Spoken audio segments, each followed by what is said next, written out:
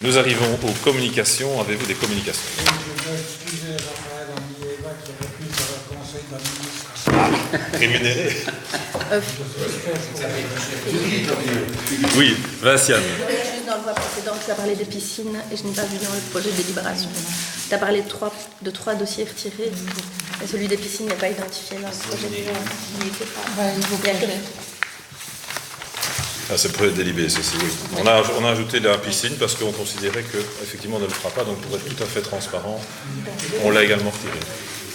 Voilà. Sauf pour les chaudières. Hein. Oui, tout à fait. Mais l'enveloppe ne sera pas nécessaire, donc on le retire de là. Donc la piscine, c'est 100 000.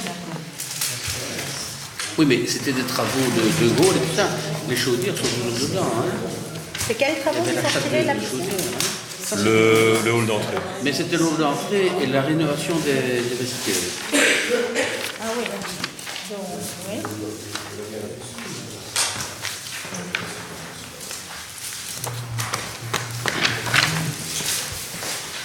Alors dans les communications, où est-ce qu'on en est avec la rénovation de la maison rue François Gillon là, pour les réfugiés Alors, nous avons là, on a la capacité technique de le faire. Donc, notre architecte communal termine les cahiers des charges et nous espérons le présenter lors du conseil de fin juin, début juillet.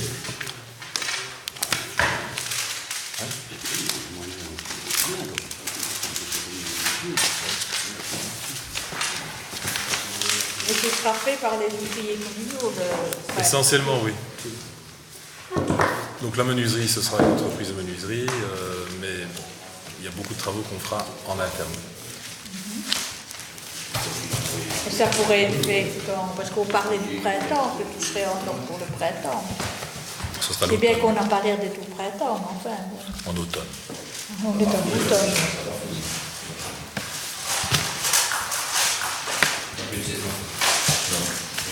Il y avait moins d'urgence parce qu'en fait, quand on l'a fait, on a bien fait de le faire, je crois, mais on a reçu alors la notification de Franken nous disant qu'on avait 6 mois pour avoir une offre complémentaire. Et ben voilà, donc, plutôt que de se précipiter, on a voulu se donner le temps d'analyser au mieux comment transformer ça. On a déjà tout désossé. C'est un logement social, donc c'est déjà une acquisition sur laquelle on a été critiqué puisqu'on n'en avait pas. On en a un là, on en aura là-bas, donc maintenant on sera pratiquement à niveau. Ce qui est une bonne chose. C'est une bonne chose.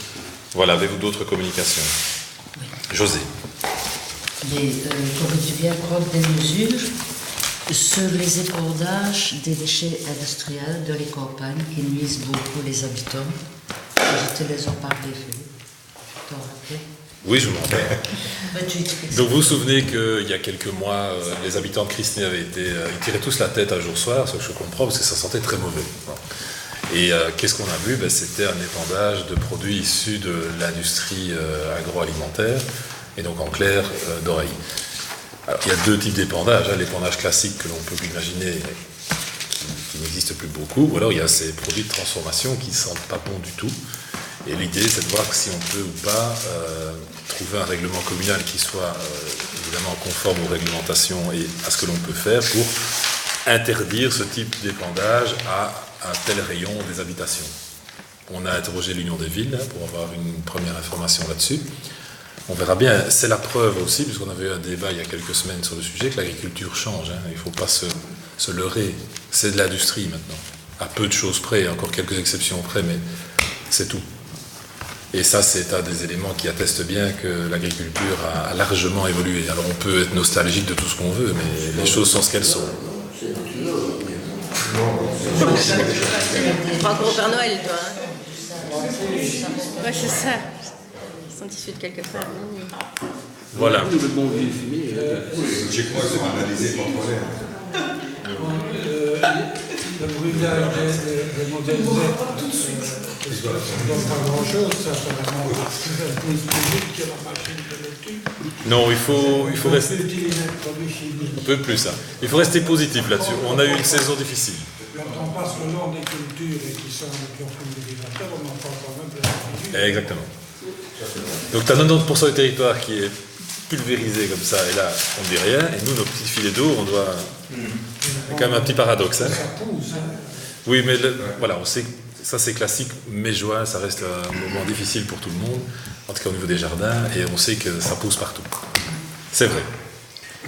Voilà, est-ce qu'il y a d'autres communications? On pourra mettre un peu de drone sur son trottoir. J'ai déjà dit, mon Dieu, c'est pas souvent encore, hein, de rendre...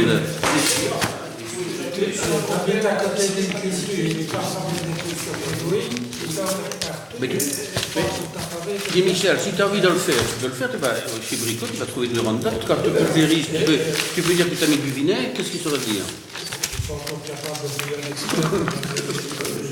Attention, le vinaigre, il y a, excuse-moi Vinciane, hein, il y a un groupe écolo, mais ce n'est pas le parti écolo, mais un groupe d'écologistes, qui nous a dit que associer le vinaigre, le sel et l'eau, ouais, ça provoquait une réaction qui n'avait rien de naturel. Bon, moi je ne suis pas chimiste là. Et donc, même ça, on n'est même plus sûr. Le vinaigre en humain. Ah oui? C'est synthétique, c'est pas du vinaigre. Et avec du vinaigre de verre, ça va mieux? Ah ouais, ça devient le fort. Voilà, merci beaucoup. Nous raconseille fin juin, début juillet, notamment pour la maison de la rue François Gillon, mais pour d'autres sujets aussi, évidemment. Merci. Qui est venu au vélo?